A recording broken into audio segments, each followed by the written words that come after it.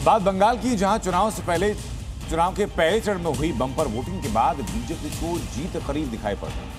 ये मोदी से लेकर अमित शाह तक बंगाल में जीत का दावा कर रहे हैं। पीएम का दावा यह कि टीएमसी का दिया बुझने वाला है। तो अमित शाह कह रहे हैं कि पहले चरण की 152 में से 110 सीटें बीजेपी के खाते में जाएंगी। सवाल ये कि 10% ज्यादा हुई वोटिंग से किसे फायदा होगा और किसे नुकसान।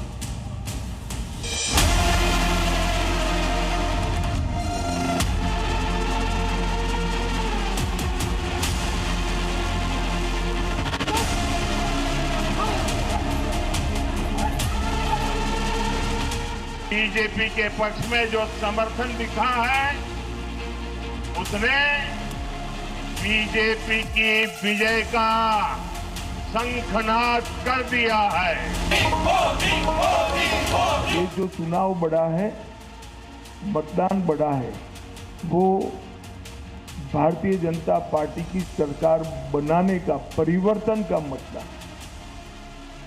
पश्चिम बंगाल विधानसभा चुनाव के पहले चरण की 152 सीटों पर 92.88% वोटिंग से बीजेपी का हौसला हाई है।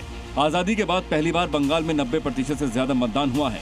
2021 के विधानसभा चुनाव में 152 सीटों पर 83.2% मतदान हुआ था, जबकि इस बार यानी 2026 में इन्हीं सीटों पर 92.88% मतदान हुआ है, यानी करीब 10% ज्यादा वोटिंग हुई है। वोटिंग के इस पैटर्न को बीजेपी अपने हक में मान रही है। बीजेपी को जीत का पूरा भरोसा है और इसीलिए पीएम मोदी ने ऐलान कर दिया है कि 4 मई के बाद टीएमसी के गुंडों का हिसाब होना तय है। पीएम ने कहा है कि सरकार बनने के बाद अन्याय अत्याचार की फाइल खुलेगी। एक क्रांति की धरती है, ये वीरों की धरती है